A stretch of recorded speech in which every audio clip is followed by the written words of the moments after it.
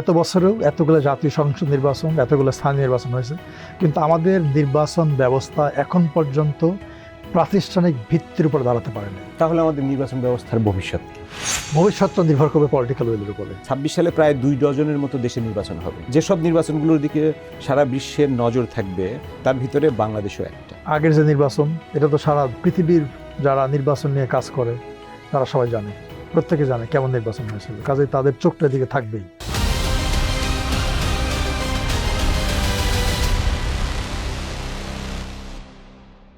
Hello viewers, প্রত্যেক সাধুরই একটি অতীত আছে, আর প্রত্যেক পাপীরই একটি ভবিষ্যৎ আছে।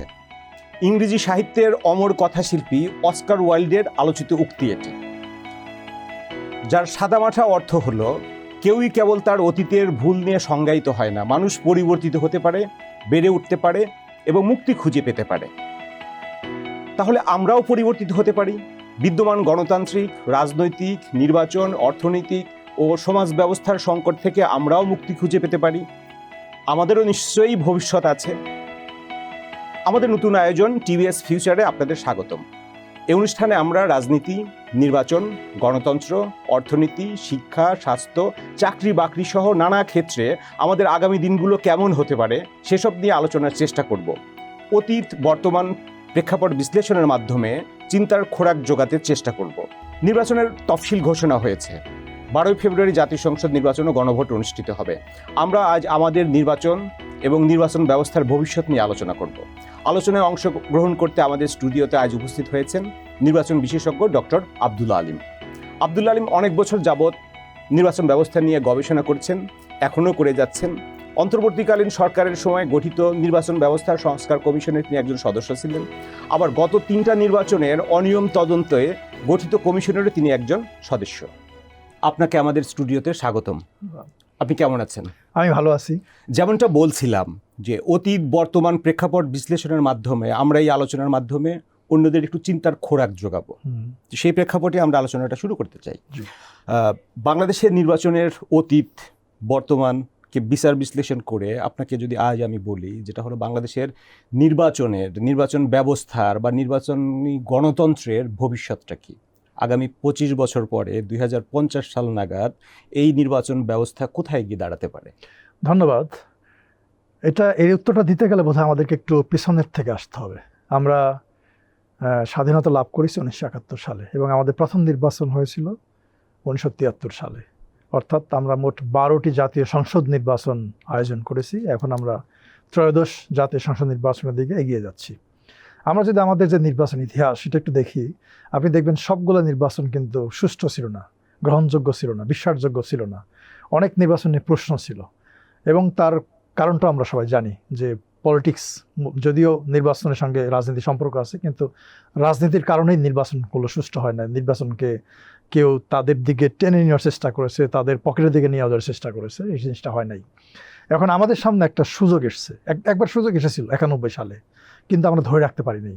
91 সালে যে নির্বাচন, তখন কিন্তু প্রত্যেকটা পলিটিক্যাল পার্টি একটা জায়গায় এসেছিল যে আমরা কেয়ারটেকার সরকারের মাধ্যমে আগামী যত নির্বাচন হবে সব আমরা আয়োজন করব। কিন্তু তারপরে আমরা দেখলাম যে সেখান থেকে পলিটিক্যাল পার্টিগুলো সরে গেছে, বিচ্ছুত হয়ে গেছে।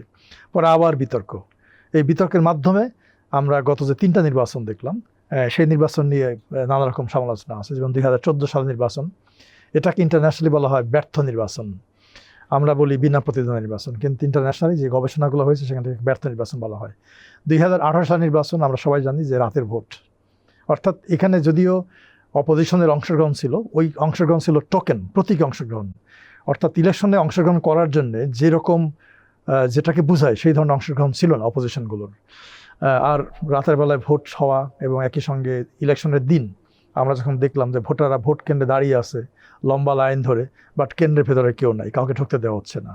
আবার আমরা যদি 24-এ আসি, এখানে আরেক ধরনের একটা কালচার, আরেক ধরনের একটা পরিবেশ আমরা দেখতে পেলাম যে এই নির্বাচনে আপনি প্রার্থী আছে, মানে কোথাও বিনা প্রতিদ্বন্দ্বিতা কেউ নির্বাচিত হয় নাই, কিন্তু তারপরও এটা ছিল সাজানো একটা নির্বাচন, যে জন্য বলা হয় দামি নির্বাচন। এখন আমাদের সামনে এই যে এত ঘটনা, ইলেকশন নিয়ে এত আলোচনা, এত ইতিহাস, এত নতুন নতুন বিষয়, এখান থেকে বেরিয়ে আসার জন্যই এই যে জুলাই এখন তো আমরা বলা হয়ে থাকে যেটা হলো নির্বাচন ব্যবস্থা ধ্বংস হয়ে গেছে, সেই ধ্বংস স্তূপের উপর আমরা দাঁড়িয়ে আছি, সেখান থেকে আমাদের নতুন যাত্রা শুরু করতে হবে। হ্যাঁ, তো যে জন্যই আমি আপনাকে প্রথমে প্রশ্নটা করেছি যে তাহলে 25 বছর পরে এই স্তূপ থেকে আমরা কোথায় গিয়ে দাঁড়াবো।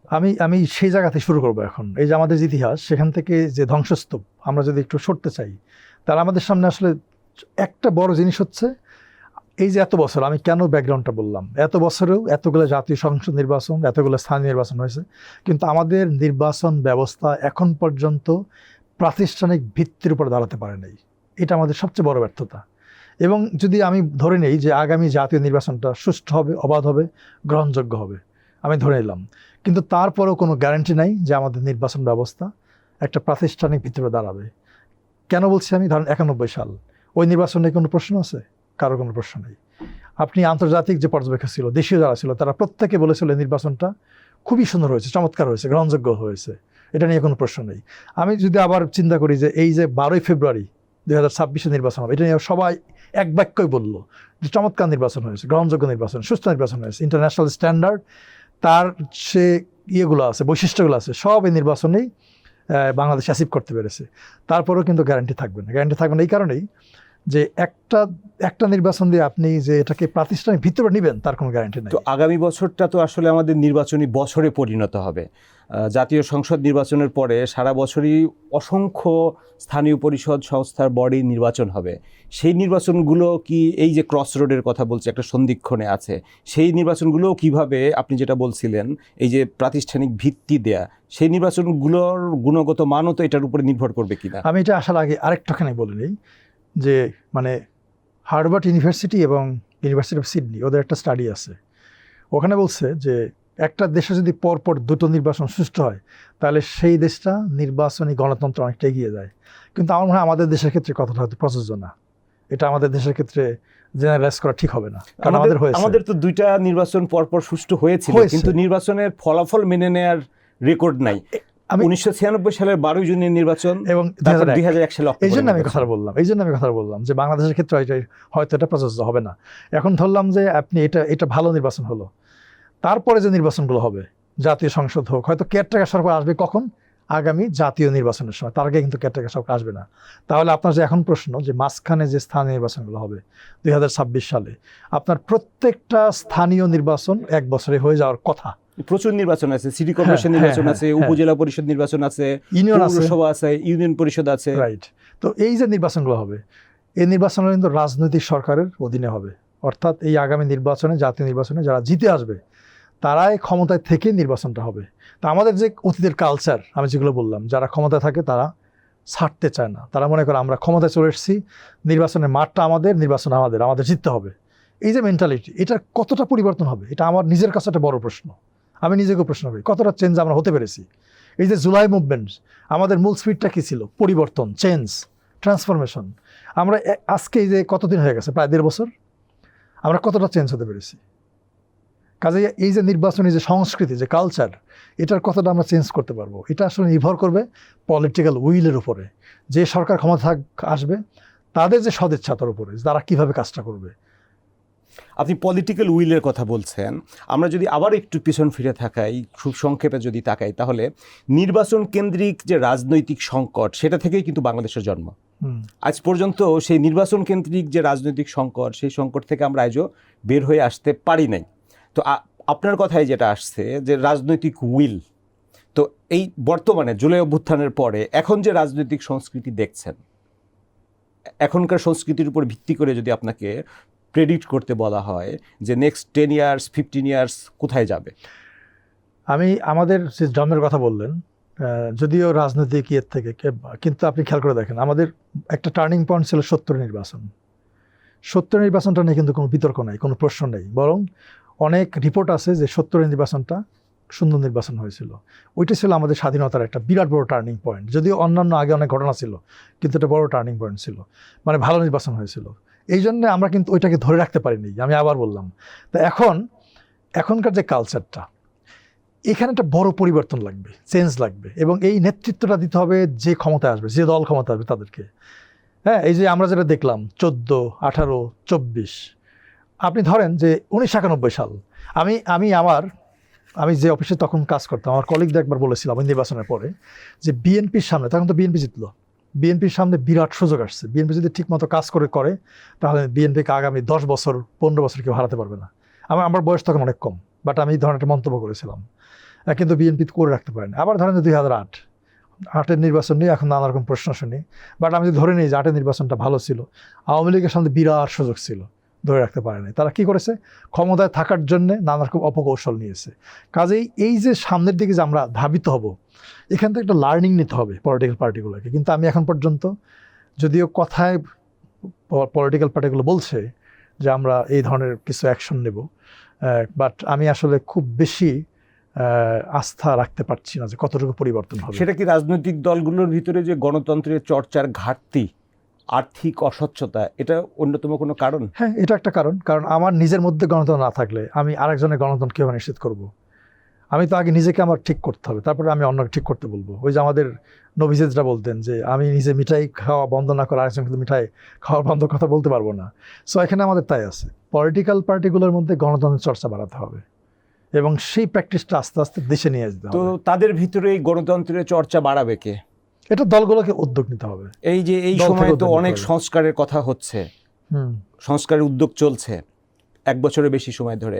রাজনৈতিক দলগুলোর ভিতরে কি কোনো সংস্কারের কোনো আলাপ আলোচনা, উদ্যোগ? বিশেষ কোনো পরিবর্তন আমি এখনো দেখতে পাইনি, বরঞ্চ কোনো ক্ষেত্রে যে সুপারিশ ছিল, 2-1টা সুপারিশ, যেমন ধরেন যে দলগুলোর ভেতরের গণতন্ত্রে একটা বড় জিনিস হচ্ছে প্রার্থী মনোনয়ন। তারা কিভাবে মনোনয়ন দেয়, আমরা যেভাবে দেখলাম পলিটিক্যাল পার্টিগুলো, কোনো গণতন্ত্রের চর্চা ছিল? কোনো কম্পিটিশনের মাধ্যমে এগুলো আসছে? হয় নাই। কাজেই কোনো পরিবর্তন নাই। এই জায়গাটার থেকে শুরু করতে হবে। এইটা শুরু করা হয়েছিল তো আসলে মনোনয়ন বাণিজ্য বন্ধ করার জন্য, যে টাকা দিয়ে যাতে কেউ নমিনেশন কিনে নির্বাচনে আসতে না পারে। তো আমাদের রাজনীতিরও তো বাণিজ্যিকীকরণ হয়ে গেছে। নির্বাচন ব্যবস্থা এখন মানি অ্যান্ড মাসল পাওয়ার, এছাড়া নির্বাচনে জেতার কোনো উপায় নেই। আগামী নির্বাচনেও এটার একটা বড় প্রভাব ফেলবে। বিশ্বের কোনো দেশ কি, অনেক দেশই এরকম সিচুয়েশনের মধ্য দিয়ে গেছে, তারা কিভাবে বের হয়ে আসছে? না, অনেক দেশই বের হয়ে আসছে, অনেকে বের হয়ে আসছে। এটা আসলে নির্ভর করে যে পলিটিক্যাল উইল, এবং যারা চালকের আসনে থাকবে তারা আসলে কোন দিকে যাচ্ছে, কোন দিকে নিয়ে যাচ্ছে দেশটাকে, ওইটা সবচেয়ে ইম্পর্টেন্ট। আরেকটা জিনিস হচ্ছে জনগণ। মানে আমি আগে অনেকবার হয়তো বলছি, এখানে বলছি কিনা জানি না, যে election belongs to the people. জনগণের অধিকারটাও জনগণকে আদায় করে নিতে হবে, যে তারা পলিটিক্যাল পার্টিগুলো যাতে ঠিক মতো আচরণ করে, অর্থাৎ গণতন্ত্র নিশ্চিত করে, সেই কাজটা জনগণকে ভয়েস রেজ করতে হবে, যেটা আমরা জুলাই মুভমেন্টে দেখলাম।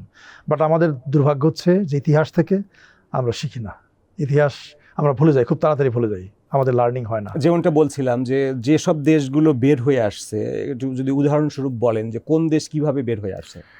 আপনি আমার এই মুহূর্তে ঠিক ওইটা মনে পড়ছে না। ঘানা একটা এক্সাম্পল হিসেবে আসে। আচ্ছা, যে 2024 সালেকে বলা হয় বিশ্বের সবচেয়ে বড় নির্বাচনী বছর, এবং মজার বিষয় হলো এই সবচেয়ে বড় নির্বাচনী বছরে শুরু করেছিল বাংলাদেশ। প্রথম নির্বাচনটা ওই বছরের বিশ্বের প্রথম নির্বাচন বাংলাদেশে হয় 7ই জানুয়ারি। আবার দেখেন ভাগ্যের নির্মম পরিহার, 6 মাসের মাথায় বাংলাদেশ সরকারের প্রথম সরকার হয়, যে একটা সরকারের পতন ঘটে। তো আমি একটা রিপোর্ট দেখছিলাম, সেখানে বলা হচ্ছিল 2024 সালের সারা বিশ্বজুড়ে নির্বাচনী বছর বলা হলেও প্রায় 60টার মতো দেশে নির্বাচন হয়েছে, অর্ধেকের মতো পপুলেশন ভোটাধিকার প্রয়োগ করেছে বা প্রয়োগের জন্য এন্টাইটেল ছিল, কিন্তু গুণগত মান ফল করছে প্রায় 50%। নির্বাচনে গুণগত মান ফল করছে, কিন্তু এরই ভিতরে যে কয়েকটা কান্ট্রি শাইন করেছে তার ভিতরে অন্যতম হলো ঘানা। আপনি ঘানার বাইরে আরও 2-একটা ধারণা আছে, আপনি যেহেতু বলে ফেলেছেন। ইন্দোনেশিয়া এক সময় নির্বাচনের যে গণতন্ত্র ছিল, মানে সেটা খুবই খারাপ অবস্থায় ছিল, কিন্তু ইন্দোনেশিয়া এই পলিটিক্যাল পার্টিগুলোর মধ্যে চমৎকার একটা সম্পর্ক আছে, এবং তারা অনেক বছর ধরে আইনি কাঠামোর নানা রকম পরিবর্তন করছে, এবং তাদের মধ্যে ওই আইনের যে প্র্যাকটিসটা সেটা আস্তে আস্তে তারা বাড়িয়ে ফেলছে। এবং আপনি যদি ইলেকশনের ইন্ডেক্সগুলো আছে 20 বছর আগের ইন্দোনেশিয়া ইলেকশন দেখেন এবং এখন যদি দেখেন, অনেক পার্থক্য, অনেক ইমপ্রুভ হয়েছে। এবং তার একটাই কারণ পলিটিক্যাল উইল। পলিটিক্যাল পার্টিগুলো চাচ্ছে ইলেকশনটা ভালো হোক। মানে আমি এটা বলছি না যে ইন্দোনেশিয়া ইলেকশন একদমই ভালো ইলেকশন, তা কিন্তু আমি বলছি না, বাট তারা ইমপ্রুভ করছে, আস্তে আস্তে সামনের দিকে যাচ্ছে, ভালো দিকে যাচ্ছে। সো এখানে পলিটিক্যাল পার্টির ভূমিকাটা ইম্পর্টেন্ট। কিন্তু আমাদের এখানে পলিটিক্যাল পার্টির যে ভূমিকা বলা হচ্ছে, আমি যেটা বললাম রাজনীতির বাণিজ্যিকীকরণ হয়েছে, এখানে পেশি শক্তি এবং সহিংসতার উত্থান হয়েছে, এবং নির্বাচন কেন্দ্রিক যে রাজনীতি, নির্বাচন কেন্দ্রিক রাজনীতি, সেটা যদি আমি একটু স্ট্যাটিস্টিক্স আপনাকে বলি, এরশাদের বিরোধী যখন আন্দোলন হয়েছে, এরশাদ সরকার বিরোধী তার পতনের জন্য 1983 সাল থেকে 1990 সাল পর্যন্ত প্রতি বছরে গড়ে 17 দিন হরতাল হতো এরশাদ সরকারের পতনের দাবিতে। 1991 সালে গণতন্ত্রের উত্তরণ ঘটলো, নতুন যাত্রা শুরু হলো। 1991 সাল থেকে 2013 সাল পর্যন্ত হরতালের যদি ডেটা দেখেন, প্রতি বছরে গড়ে 46 দিন করে হরতাল হয়েছে। হ্যাঁ, এবং সবকিছুই ছিল কিন্তু আপনার এই নির্বাচন কেন্দ্রিক। রাইট, মানে নির্বাচনকে সুষ্ঠু করার জন্য হরতাল, নির্বাচনের দাবিতে হরতাল। তাহলে এই নির্বাচন কেন্দ্রিক রাজনীতির একটা ভায়োলেন্সের উত্থান ঘটেছে, সহিংস হয়ে গেছে। কোনো সন্দেহ এই নাই। সহিংসতাকে বাঁচিয়ে রাখতে হলে, সহিংসতাকে ফুয়েল দিতে হলে মানি দরকার। তাহলে মানি এবং এই যে ভায়োলেন্স, দুইটার একটা দুষ্টু চক্রে কি আমাদের নির্বাচন ব্যবস্থা কোথাও আটকে আছে? এখন পর্যন্ত আমরা আটকে আছি। এটা থেকে কিভাবে এখন পর্যন্ত আটকে আছি। এটা থেকে কিভাবে? একটাই বিষয়, পলিটিক্যাল উইল। আপনি ধরেন যে আইন প্রণয়ন করবে কারা? আমি ধরে নিচ্ছি যে আমাদের আরো শক্ত আইন লাগবে, আমাদের আরো স্ট্রং লিগ্যাল ফ্রেমওয়ার্ক লাগবে। এই আইনটা তৈরি করবে কে? পার্লামেন্ট এই কারা থাকে? পলিটিক্যাল পার্টি, তাই না? সো ওই তাদের উইল লাগবে যে আমরা কিভাবে কাজটা করব। আপনি সিম্পলি চিন্তা করে দেখেন, আমাদের যে নির্বাচন কমিশনার নিয়োগের আইন ছিল 2022-এ পাশ করা হলো, তাই না? কতক্ষণে পার্লামেন্টে পাশ হয়েছিল, এবং অবজেক্টিভ, তার গোলটা অন্যরকম ছিল, মানে এটাকে টুল হিসেবে ব্যবহার করা।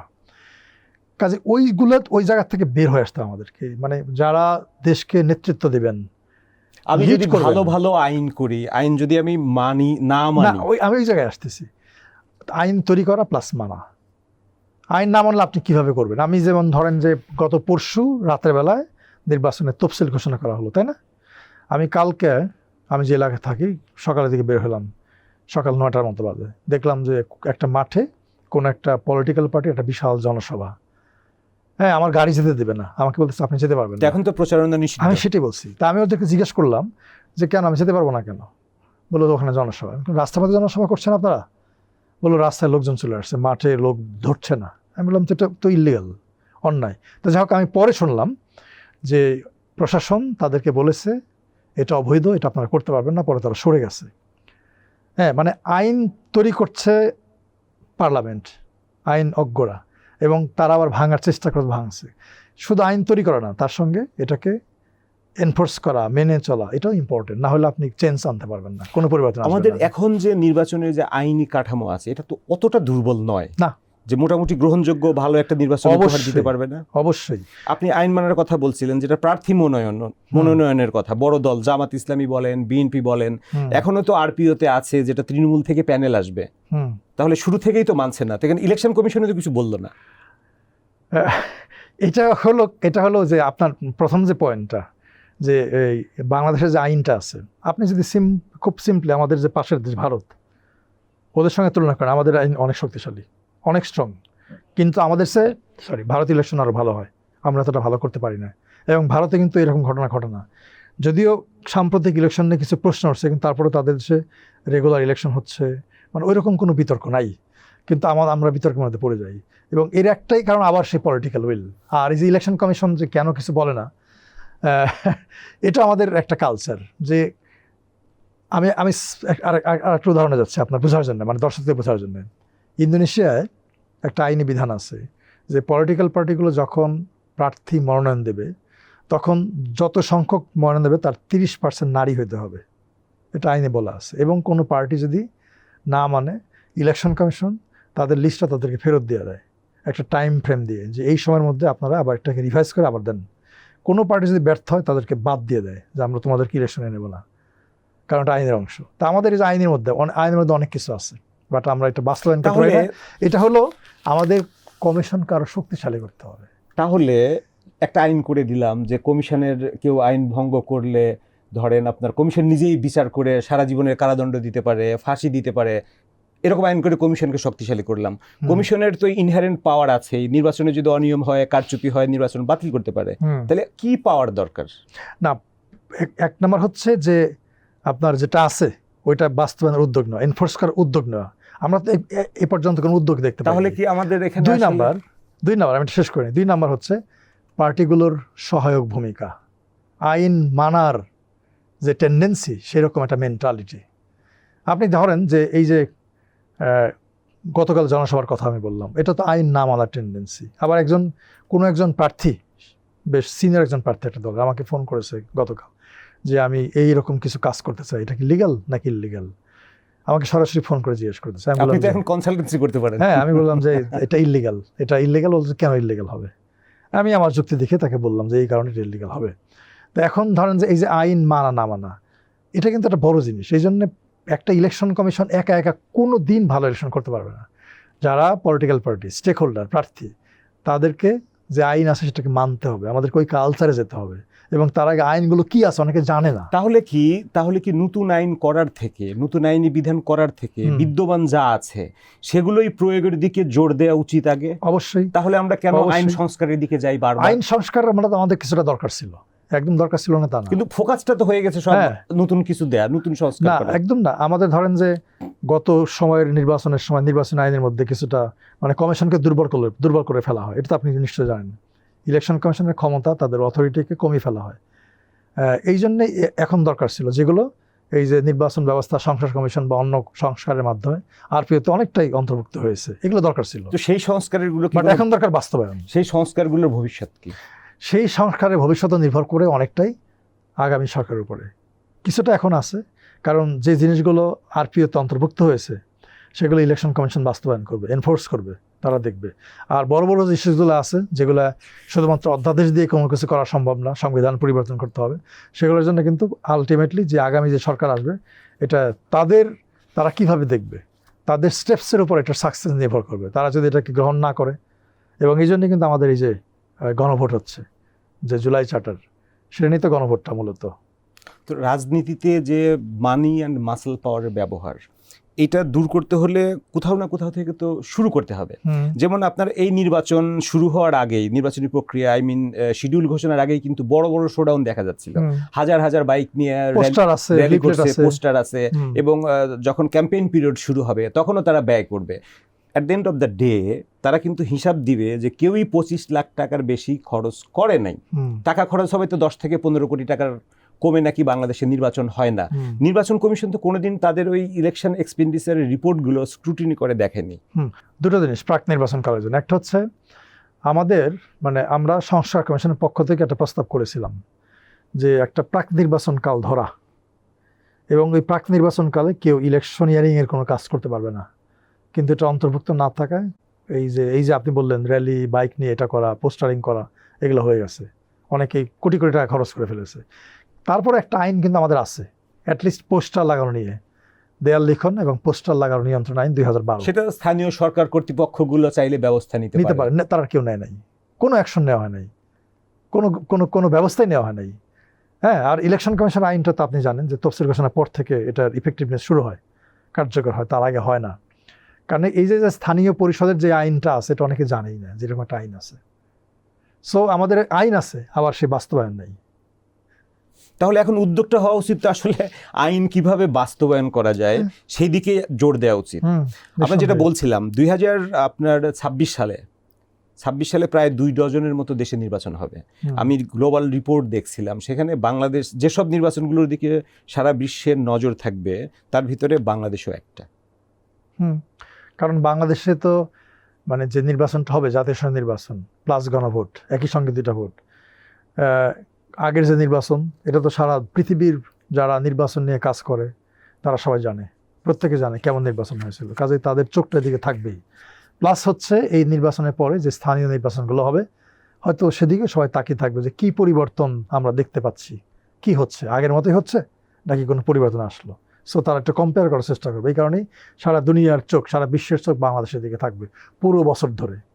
যেটা বলছিলাম যে নির্বাচনী ব্যবস্থায় কালো টাকার প্রভাব বন্ধ করতে হলে প্রার্থীরা যে নির্বাচনী রিটার্নগুলো জমা দিচ্ছে সেটা সত্য কি মিথ্যা, যদি এইখানে আপনার সে 5 কোটি 10 কোটি 20 কোটি টাকা খরচ করে থাকে, আপনার ওইখানে রিটার্নে দেখাচ্ছে 25 লাখ টাকার কম, 25 লাখ টাকা থেকে 1 টাকাও বেশি না, এবং এটাকে বলা হয়ে থাকে যেটা হলো এক ধরনের বিনিয়োগ, তাহলে পরবর্তী সরকার যে পলিসি করতে যাচ্ছে, পরবর্তীতে যে উন্নয়নমূলক কর্মকাণ্ড হতে যাচ্ছে, সেইগুলোর উপর তো একটা নেতিবাচক প্রভাব পড়বে। এটার একটা জিনিস হচ্ছে ওই যে বেশি টাকা খরচ করা, এটা বন্ধ করার জন্য আপনি কয়েকবার আমাকে বলেছেন এটা। প্রথম হচ্ছে এটা স্ট্রং মনিটরিং লাগবে। কীভাবে মনিটরিং লাগবে? যেমন ভারতে প্রত্যেকটা আসনে একটা করে মনিটরিং টিম থাকে, 3 মেম্বার বিশিষ্ট। একজন থাকে NBR এর প্রতিনিধি, একজন ইলেকশন কমিশন, একজন পুলিশ। তারা এই যে ক্যাম্পেইন যে পিরিয়ডটা হয়, ঘুরে ঘুরে পুরো আসন দেখে যে প্রত্যেক প্রার্থী কীভাবে টাকা খরচ করছে, খুঁজে খুঁজে দেখে তদন্তের মতো। এবং তারা যে নির্বাচনী ক্যাম্পগুলো আছে প্রার্থীদের, সেখানে যায়, ওটা মনিটরিং করে যে কীভাবে কাজটা, ওখানে কীভাবে কাজ হচ্ছে। সো এর ভিত্তিতে একটা রিপোর্ট সাবমিট করে ইলেকশন কমিশনের কাছে। এইটা বাংলাদেশে হতে পারে। আর সেকেন্ড হচ্ছে ইলেকশনের পরে প্রত্যেক প্রার্থী এবং দল যে নির্বাচনের খরচ হিসাবটা দেয়, এটার একটা অডিট হওয়া দরকার, ভেরিফিকেশন দরকার। এই জিনিসটা আমাদের নাই। এটা কি ইন্ডিয়াতে ভেরিফিকেশন হয়? ইন্ডিয়াতে হয় না এটা।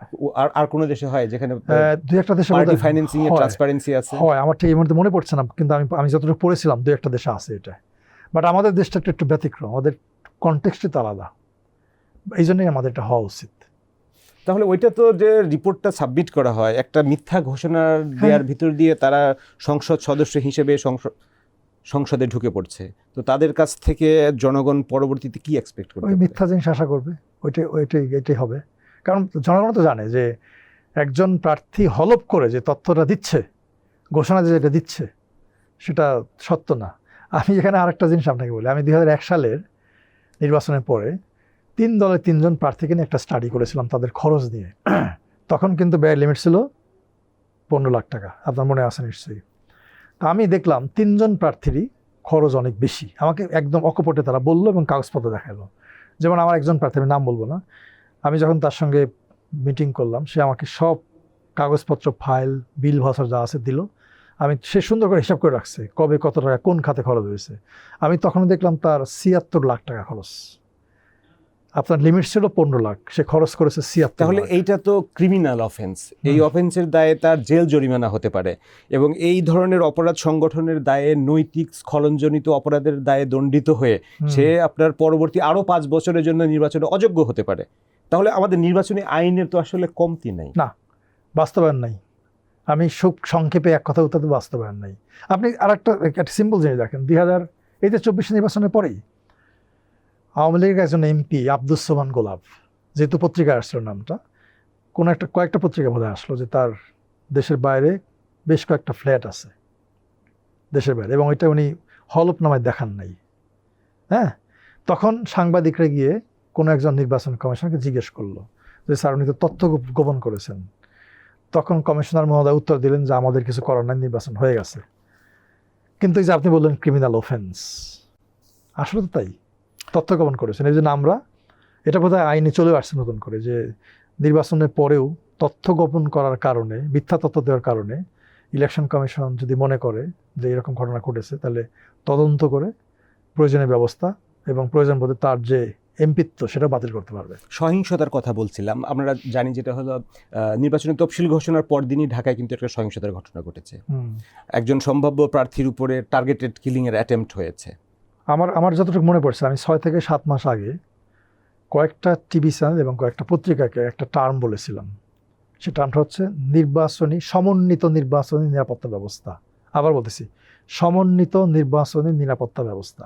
এবং আমি ব্যাখ্যা করে বলেছিলাম যে আগামী নির্বাচনের সবচেয়ে বড় চ্যালেঞ্জ হতে পারে আইন শৃঙ্খলা পরিস্থিতি। কাজে এটাকে ট্যাকেল দেওয়া খুব কঠিন কাজ হবে, সবচেয়ে বড় চ্যালেঞ্জ হবে। এবং এই জন্যে ইলেকশন কমিশন প্লাস আইন শৃঙ্খলা রক্ষাকারী বাহিনী যারা আছে, সরকারের যে বিভিন্ন প্রতিষ্ঠানগুলো আছে এই রিলেটেড, তারা এক জায়গায় বসে একটা রিস্ক ম্যাপিং করবে যে আগামী নির্বাচনকে কেন্দ্র করে কি কি ঝুঁকি আসতে পারে, 1 নাম্বার, 2 নাম্বার, 3 নাম্বার, সে সোর্সগুলো কি, কোথেকে আসতে পারে, হ্যাঁ, এবং তার এগেনস্টে রেমিডি কী হতে পারে। আপনি যখন রোগ ধরতে পারবেন তখন কিন্তু ওষুধও ব্যবস্থা হয়ে যাবে, তাই তো? সো ওইভাবে কাজটা করা। রোগ ধরতে পেরে আমাদের তেমন রেকর্ড আছে, আমরা মেডিসিন প্রয়োগ করি না। না, করতে হবে। ইলেকশন কমিশন তো অনেক কিছু জানে, না করলে তো মরে যাবে।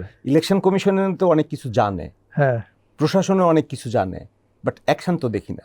না, এটাই তাহলে অবস্থা খারাপ হয়ে যাবে। আর এই নির্বাচন নিয়েই তো যত ঝামেলা, এই যে সহিংসতার কথা বলছি, কালো টাকার ব্যবহারের কথা বলছি, এই নির্বাচনের না থাকলে কি হয়? নির্বাচনের কি কোনো বিকল্প আছে? নির্বাচনের বিকল্প তো অটোক্রেসি, রাজতন্ত্র। তাহলে নির্বাচনী ব্যবস্থা আমাদেরকে লাগবেই। নির্বাচনী ব্যবস্থা লাগবে এবং এটাকে ঠিক করতে হবে। এইভাবে আমি একটা আশা আমার মধ্যে আছে যে অ্যাটলিস্ট নেক্সট যে পার্লামেন্ট ইলেকশনগুলো হবে সেগুলো কেয়ারটেকার সরকারের মাধ্যমে হবে। সো আমরা ধরে নিচ্ছি যে জাতীয় সংসদ নির্বাচনগুলো হয়তো আমরা ভালো দেখতে পাবো। তো সে কতগুলো নির্বাচন হওয়ার পরে আমরা যেটা 2050 সাল নাগাদ একটা সম্ভাব্য টাইমের কথা বলছিলাম, তো 2050 সাল নাগাদ 5টা নির্বাচন হবে।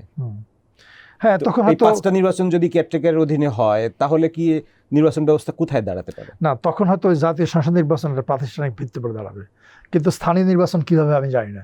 এটা নির্ভর করবে আবার আমার সেই পুরনো উত্তর, পলিটিক্যাল উইলের উপরে। জাতীয় সংসদ নির্বাচনে যদি একটা স্থায়ী ভিত্তি পায়, প্রাতিষ্ঠানিক কাঠামো পায়, যে যত কিছুই হোক জাতীয় সংসদ নির্বাচনটা মোটামুটি গ্রহণযোগ্য হয়, তাহলে এই বছর জুড়ে কোনো দলীয় সরকারের অধীনে স্থানীয় সরকার নির্বাচনে যদি লুটপাট হয় তাহলে এইটার তো প্রভাব জাতীয় নির্বাচনের উপরে পড়বে।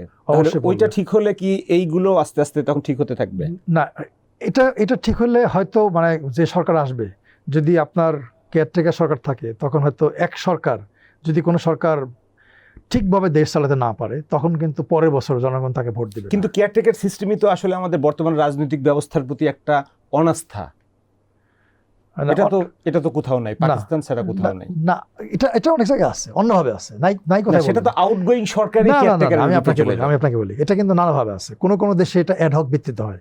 আপনি যখন নেপালে রাজতন্ত্রের পতন হলো তখন একটা অন্তর্বর্তীকালীন সরকার ছিল, ওটা কেয়ারটেকার সরকার। এটা আমাদের মতোই উদাহরণ, কেয়ারটেকার সরকার। আপনি তিউনিসিয়ায় একাধিকবার কেয়ারটেকার সরকার হয়েছে। একটা অভ্যুত্থানের পরে যে একটা মেকশিফট ব্যবস্থা গ্রহণ করা হয়, কিন্তু একটা নির্বাচিত দল 5 বছর ধরে সরকার পরিচালনা করে গিয়ে পরবর্তী নির্বাচনের আগে নির্দলীয় কিছু ব্যক্তির হাতে ক্ষমতা দিয়ে চলে যায়। এইটা পাকিস্তান আর বাংলাদেশ ছাড়া কোথায় আছে? না, এটা আপনি একটু গ্রিস নিয়ে স্টাডি করে দেখেন। গ্রিসে একটা প্রভিশন আছে, তারপরে পোল্যান্ডে একটা পোল্যান্ড বা বেলজিয়াম, আমার ঠিক নাই, মানে ঠিক এইভাবে না, বাট যখন এরকম বিতর্ক হবে, কেউ একটা সলিউশনে আসবে না, তখন এটা হয়। আবার আপনি যদি নেদারল্যান্ডে যান, নেদারল্যান্ডে এক ধরনের সরকার আছে, ওরা বলে এটাকে ডেমিশনারি গভর্নমেন্ট, এবং নেদারল্যান্ডে একাধিকবার এই ধরনের গভর্নমেন্ট গঠন করা হয়েছে। Basically it is also a cater government, একই রকম গভর্নমেন্ট। আর আপনি ইংল্যান্ডের উদাহরণ বললেন, সেটা কি সব নির্দলীয় লোকজন দিয়ে? না, পলিটিক্যাল লোক দেওয়া হয় ওখানে। ওদের উপর পলিটিশিয়ানদের উপর আস্থা আছে। আপনি তো ইংল্যান্ডের কথা বললেন, তো ইংল্যান্ডে যেটা হয় আপনি নিশ্চয়ই জানবেন যে ইংল্যান্ডে পার্লামেন্ট এর মেয়াদ যখন শেষ হয়ে যায়, একটা ডেট করা থাকে ওদের, এই তারিখে পার্লামেন্ট ভেঙে যাবে। তারপরে প্রধানমন্ত্রী পদত্যাগ করেন। পদত্যাগ করলেও তাকে বলা হয় যে তুমি কন্টিনিউ করো আউটগোয়িং গভর্নমেন্ট রুটিন ওয়ার্ক করার জন্য। এবং ওদের যে ক্যাবিনেট ম্যানুয়াল আছে, আমাদের রুলস অফ বিজনেস, ওই ক্যাবিনেট ম্যানুয়াল এমন কিছু ল্যাঙ্গুয়েজ আছে যেটা দিয়ে আউটগোয়িং গভর্নমেন্টের হাত বেঁধে ফেলা হয়, নখ কেটে ফেলা হয়, দাঁত ভেঙে ফেলা হয়, অর্থাৎ তারা ক্ষমতাহীন হয়ে যায়। এবং ইলেকশন কমিশন তখন ডিফ্যাক্টো গভর্নমেন্ট হয়ে যায়। তখন তারা যা বলে অন ইলেকশন অ্যাডমিনিস্ট্রেশন তাই হয়, শুধুমাত্র ফরেন পলিসি বা এইসব বিষয় ছাড়া সমস্ত সিদ্ধান্ত ইলেকশন কমিশনের সিদ্ধান্ত হয়। হ্যাঁ, এরকম একটা মডেল আমার মনে হয় ইন্ডিয়াতেও আছে। হ্যাঁ, model election code of conduct something নামে। এবং ইন্ডিয়াতে মানে শুধু আইন দিয়ে সবকিছু হয় না। আমরা যেটা আলাপ করলাম, শুধুমাত্র আইন দিয়ে একটা ভালো নির্বাচন সম্ভব না। আমি আবার ভারতের, যেহেতু আপনি ভারতের কথা বললেন, ভারতের একটা এক্সাম্পল হচ্ছে 2007 সালে হবে সম্ভবত, আমার ঠিক সালটা মনে নাই। ওদের 9টা ধাপে নির্বাচন হচ্ছিল, স্ট্যাগার্ড ইলেকশন হয়, আপনি জানেন। 5টা বা 4টা ধাপ শেষ হওয়ার পরে ওদের সেনাপ্রধানের মেয়াদ শেষ, ভারত সরকার নতুন সেনাপ্রধান নিয়োগ দিয়েছে, সেই পত্রিকায় নিউজ আসছে, মানে সিদ্ধান্ত দিয়েছে যে মিস্টার এক্স বা মিস্টার ওয়াই পরবর্তী সেনাপ্রধান। এই নিউজটা পত্রিকায় নির্বাচন কমিশন দেখেছে। দেখার পরে তারা একটা ইমার্জেন্সি মিটিংয়ে বসে ডিসকাশন করলে এইভাবে যে নির্বাচনের মাঝখানে যদি এইরকম একটা বড় পদে পরিবর্তন হয় তাহলে হয়তো নির্বাচনের ফলাফলের উপর একটা ইম্প্যাক্ট পড়তে পারে। এইটা সিদ্ধান্ত নিয়ে তারা একটা চিঠি সরকারের কাছে পাঠিয়ে দিল যে এটা এখন স্টপ রাখতে হবে। ভারতে আইনের মধ্যে কোথাও বলা নাই যে ইলেকশন কমিশন এরকম একটা পদের জন্য এই নিয়োগটাকে স্থগিত করতে পারবে বা পরে করার জন্য অনুরোধ করতে পারবে, কোথাও লেখা নেই। সেই সময়ে ভারতের নির্বাচন কমিশন কয় সদস্যের নির্বাচন কমিশন ছিল? 3 সদস্য। আমাদের কয় সদস্য? আমাদের এখন 5 সদস্য। আমাদের জনবলের দিক থেকে তো বেশি। হ্যাঁ, আবার ভোটার সংখ্যা যদি দেখেন, ভোটার সংখ্যা তো ইন্ডিয়ার থেকে আমাদের কত ভাগের 1 ভাগ? অনেক বেশি 10 ভাগের 1 ভাগ হবে, অনেক বেশি। এটা হচ্ছে যে ভারতের ইলেকশন কমিশনকে আমরা এই জন্য বলি, মানে ইংরেজিতে শব্দটা বলা হয় fiercely independent election commission. Fiercely independent election commission, এখন বলা হয় কিনা আমি জানি না, আগে বলা হয়তো। হ্যাঁ, অর্থাৎ তারা যা বলতো সরকার তা শুনতে বাধ্য হতো, এবং প্রয়োজন বোধে ইলেকশন কমিশন আদালতের দ্বারস্থ হতো। আমাদের দেশে ইলেকশন কমিশন কখনো আদালতে গেছে? এই যে ধরেন 2011 সালে নারায়ণগঞ্জ সিটি ইলেকশন হলো, ইলেকশন কমিশন আর্মি চেয়েছিল না, মনে আছে আপনার? আর্মি দিয়েছিল? দেয় নাই। কমিশনকে আদালতে গিয়েছিল? যায় নাই। তাহলে ভবিষ্যৎটা গড়তে হলে আসলে একা কারো পক্ষেই সম্ভব না। না। আপনি যেমন বলছেন নির্বাচন কমিশন আদালতে দ্বারস্থ হবে, আবার আদালতকেও সেভাবে এন্টারটেইন করতে হবে, অবশ্যই। রাজনৈতিক উইল লাগবে, হুম, আরো অনেকগুলো বিষয় আছে। হুম। তা আমরা আমাদের নির্বাচন ব্যবস্থা, বর্তমান যে ব্যবস্থাটা আছে, এই ব্যবস্থায় প্রাপ্ত ভোট এবং প্রাপ্ত আসন, এটার পার্সেন্টেজে একটা গড়মিল দেখা যায়। যেমন আমি আপনাকে এক্সাম্পল হিসেবে বলি আপনার আলোচনার সুবিধার্থে, যে গত 4টা নির্বাচনকে আমরা গ্রহণযোগ্য বলে মনে করে থাকি, 1991 সাল, 1996 সালের জুনের নির্বাচন, 2001 সালের অক্টোবরের নির্বাচন, 2008 সালের ডিসেম্বরের নির্বাচন। 1991 সালে আওয়ামী লীগ ভোট পায় 30.10%, আসন পায় 29.33%, বিএনপি ভোট পায় 30.80%, ভোটে আসন পায় 46.67%। তাহলে দেখেন আপনার ভোটের দুইজনের পার্সেন্টেজ কম, বাট সিটে অনেক গ্যাপ। 1996 সালে আওয়ামী লীগ যখন ক্ষমতায় আসে ভোট পায় 37.40%, আসন পায় 48.67%, এবং বিএনপির অবশ্য ভোট বেড়ে দাঁড়ায় 33%। 91 সালে ছিল 30%, সেখান থেকে 33%, কিন্তু বিএনপির সিট কমে দাঁড়ায় 33.60%। 2001 সালে আওয়ামী লীগ ভোট পায় 40%, আসন পায় 62 বা 20%, বিএনপির জোট ভোট পায় 47%, আসন পায় 64%, মানে 2/3 মেজরিটির বেশি। 2008 সালে আবার ঘটনা দেখেন, যেখানে বিএনপি ভোট পাচ্ছে 33%, আসন পাচ্ছে মাত্র 30টি, 10%-এর মতো। আওয়ামী লীগের জোট ভোট পাচ্ছে 49%, সেখানে আসন পাচ্ছে 77%। এটা আমাদের যে নির্বাচনী ব্যবস্থা, ফার্স্ট পোস্ট সিস্টেম, আমি এটার বাংলা জানি না, এই সিস্টেমের সবচেয়ে ভয়ঙ্কর দুর্বলতা, সবচেয়ে বড় দুর্বলতা, আমরা আমাদের এই সিস্টেমটা ব্রিটিশ শাসন থেকে পেয়েছি উত্তরাধিকার সূত্রে। ওদের যে ভোটিং সিস্টেম, একই রকম সিস্টেম, ওইভাবে এটা আমরা নিয়ে নিয়েছি, ওইভাবেই আমাদের দেশে চালু হয়েছে। কিন্তু এটার একটা সবচেয়ে বড় দুর্বলতা হচ্ছে এটা প্রপোর্শনাল হয় না কখনো। এই যে আপনি যেটা বললেন, 33% ভোট পেয়ে 30টি আসন, যে কারণে বলা হয় সংসদ অন্তর্ভুক্তিমূলক হয় না। রাইট, অন্তর্ভুক্তিমূলক হয় না। এবং এটার বিকল্প হচ্ছে, এটা নিয়ে অনেক জায়গায় বিতর্ক আছে, ডিবেট আছে। আমাদের দেশেও তো বিতর্ক হলো, যে আমরা যখন ঐক্যমত কমিশনের কাজ দেখলাম তখনও কিন্তু অনেক বিতর্ক হয়েছে, পত্রপত্রিকা লেখালেখি হয়েছে, টেলিভিশনে আলোচনা হয়েছে, টকশোতে আলোচনা হয়েছে, অনেক আলোচনা হয়েছে। আপনার ইংল্যান্ডের মতো দেশে এটা নিয়ে আলোচনা হয়েছে, অনেকবার বিতর্ক হয়েছে, এবং অনেকেই, আমার যখন মনে পড়ে, ইলেকট্রাল রিফর্ম সোসাইটি বলে একটা প্রতিষ্ঠান আছে ইংল্যান্ডের, ওরা এটা নিয়ে প্রচুর অ্যাডভোকেসি করেছে যে আমরা এই যে first pass the post system, এই সিস্টেমে আমরা থাকতে চাই না। এটা দিস ইজ নট ডেমোক্রেসি। তারা বলে যে ডেমোক্রেসি মানে হচ্ছে মেজরিটির শাসন, কিন্তু আমাদের এখানে তো সব তো মাইনরিটির শাসন। হ্যাঁ, মাইনরিটির শাসন। কোন নির্বাচনেই তো ওখানে হচ্ছে, উইনিং পার্টি কখনোই 50% প্লাস ভোট পায় না। ইংল্যান্ডে হচ্ছে, সেটা আমাদের এখানে ইংল্যান্ডে হচ্ছে, এটা সবখানে হচ্ছে। সো এই জন্য তারা এটা পরিবর্তনের পক্ষে অনেকেই কথাবার্তা বলেছেন। তা আমাদেরও এটা নিয়ে তো অনেক আলোচনা হয়েছে, বাট আমি জানি না, পিআর সিস্টেম নিয়ে আলোচনা হয়েছে, কিন্তু পিআর এগেইন আবার পলিটিক্যাল উইল। যেমন নেপালের উদাহরণ আপনি নিয়ে আসছিলেন, নেপালে পিআর সিস্টেম ইন্ট্রোডিউস করছে, কিন্তু সেটা কিন্তু আপনার আবার সেই দলীয় স্বজন প্রীতি, ওই পিআরে রাজনৈতিক দলগুলোর যারা আত্মীয় স্বজন তাদেরকেই নমিনেট করছে। এটার একটাই সলিউশন, পলিটিক্যাল উইল। এছাড়া এটার অন্য কোনো উত্তর আমার কাছে নাই। মানে আপনি আইন করেন, যাই কিছু করেন না কেন, অর্থাৎ যারা পলিটিক্স করবেন তাদের যদি উইল না থাকে, তাহলে আপনি কোনো অবস্থাতে আটকাতে পারবেন না। তাহলে আমাদের নির্বাচন ব্যবস্থার ভবিষ্যৎ কি? ভবিষ্যৎটা নির্ভর করবে পলিটিক্যাল উইলের উপরে। আমরা তো এখন তো দেখছি যে একটা অন্তর্বর্তীকালীন সরকার অধীনে নির্বাচন হচ্ছে, তাই না? আগামী যারা আগামীতে রাষ্ট্র গঠন করবেন, সরকার গঠন করবেন, তারা কিভাবে এই নির্বাচনকে দেখবে, এবং একটা ট্রায়াল হয়ে যাবে আগামী যে স্থানীয় নির্বাচনগুলো হবে, ওইখান থেকে আমরা বুঝতে পারবো। আমাদেরকে খুব বেশি দিন অপেক্ষা করতে হবে না, জাতীয় নির্বাচনের পরেই তো কিছু স্থানীয় নির্বাচন হবে। হ্যাঁ, আমরা ওখান থেকে বুঝতে পারবো যে আমরা আসলে কোন দিকে যাচ্ছি, আমাদের কাছে কোন উত্তরটা আছে। আমরা কি ওই একটা প্রাতিষ্ঠানিক ভিত্তির দিকে যাচ্ছি, নাকি আবার আগের যে কালচার ছিল আমাদের সেই কালচারে যাচ্ছি, সেই উত্তরটা আমরা পেয়ে যাবো। এবারের ফেব্রুয়ারির নির্বাচনকে নিয়ে আশাবাদের একটা জায়গা আছে। আমি আপনাকে হিস্টোরিক একটু ডেটা বলি। এর আগে ফেব্রুয়ারি মাসে 3টা নির্বাচন অনুষ্ঠিত হয়েছে, এইবারেরটা সহ হবে 4টা নির্বাচন, এবং যে 3টা নির্বাচন কোনো সিঙ্গেল মাসেই এত নির্বাচন অনুষ্ঠিত হয়নি, এটা কাকতালীয় বলতে পারেন। যে 3টা নির্বাচন অতীতে অনুষ্ঠিত হয়েছে, 1969 সালের নির্বাচন, সেকেন্ড পার্লামেন্ট নির্বাচন, ঐতিহাসিক নির্বাচন। 1991 সালের এরশাদ সরকার, স্বৈরাচার সরকার পতনের পরের নির্বাচন ফেব্রুয়ারি মাসে হয়েছে।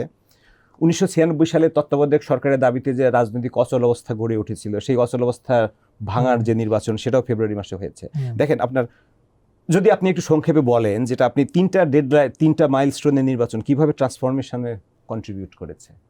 ৭৯ নির্বাচনটা, এই নির্বাচনের মাধ্যমে বাংলাদেশে বহুদলীয় গণতন্ত্র ফিরে আসলো। এটা একটা টার্নিং পয়েন্ট ছিল, অন্যান্য অনেক জিনিস ছিল তার, বাট সবচেয়ে বড় চেঞ্জটা ছিল এটা। আপনি যদি আবার 1996 সালে ফেব্রুয়ারিতে যান, এই নির্বাচনের মাধ্যমে আমরা কেয়ারটেকার সরকারকে আমাদের সংবিধানের অংশ করেছিলাম। বড় একটা রাজনৈতিক অচল অবস্থার অবসান ঘটলো। হ্যাঁ, তা অবসান ঘটলো। এটাও একটা বিরাট বড় টার্নিং পয়েন্ট ছিল। এবং তারপরে 1996 জুনের নির্বাচন, 2001 নির্বাচন, সুষ্ঠু নির্বাচন হলো, এগুলো কিন্তু ওইরকম প্রশ্ন নাই। তারপরে শেষটা হচ্ছে আপনি বললেন যে 1991 সালে মিস করে গেছি, 91 সালের ফেব্রুয়ারিতে যেটা হলো, তার মাধ্যমে কিন্তু আমরা কি দেখলাম, আমাদের আবার গণতন্ত্রের উত্তরণ ঘটলো। আমরা সংসদীয় গণতন্ত্র প্রত্যাবর্তন করলাম, ফিরে আসলাম, তাই না? এবং ওই নির্বাচনটা সারা দুনিয়াতে বাংলাদেশের অন্যতম সেরা একটা নির্বাচন হিসেবে স্বীকৃতি পেল। বলা হয়ে থাকে 1991 সালেই প্রথম বাংলাদেশ স্বাধীনতার পর থেকে ভালো একটা নির্বাচনের স্বাদ পায়। রাইট। তো এখন 2026 সালের ফেব্রুয়ারিতে এখন যেহেতু এই যে 3টা ফেব্রুয়ারি নির্বাচন, মানে তিনটা কয়েকগুলো টার্নিং পয়েন্ট ছিল, একটা বাংলাদেশকে একটা কন্ট্রিবিউশন দিয়ে গেছে 3টা নির্বাচন দেশের জন্য, জনগণের জন্য। তা আমার কাছে মনে হয় যে আগামী নির্বাচনটা একটা নির্বাচনী যে গণতন্ত্র তার একটা পরিবর্তনের সূচনা বয়ে আনতে পারে। যেহেতু আমাদের সামনে অনেকগুলো সংস্কারের ইস্যু আছে, জুলাই চার্টার আছে, এবং এই নির্বাচনে শুধুমাত্র জাতীয় সংসদ নির্বাচন হচ্ছে না, সঙ্গে হচ্ছে গণভোট, এবং এই গণভোটটাও অনুষ্ঠিত হচ্ছে 35 বছর পরে। সো সব কিছু যদি আমি মিলিয়ে দেখি, তাহলে এই নির্বাচনটা একই রকমভাবে এই নির্বাচনী গণতন্ত্র প্রাতিষ্ঠানিকরণের একটা সূত্রপাত হিসাবে কাজ করতে পারে। ডক্টর আব্দুল আলিম, আমাদের আলোচনায় অংশ নেওয়ার জন্য আপনাকে ধন্যবাদ। আপনি ভালো থাকবেন, আপনার ভবিষ্যৎ মঙ্গলময় হোক। আপনাকে ধন্যবাদ। ডিয়ার ভিউয়ার্স, আজ এ পর্যন্ত এখানেই আমরা শেষ করছি। আপনারাও ভাবতে পারেন আমাদের নির্বাচন ব্যবস্থার ভবিষ্যৎ কেমন হতে পারে, আমাদের আদৌ কোনো কিছু করণীয় আছে কিনা। আমাদের সাথে থাকার জন্য ধন্যবাদ। আগামী দিনগুলো, আগামী বছরগুলো আপনাদের ভালো কাটুক।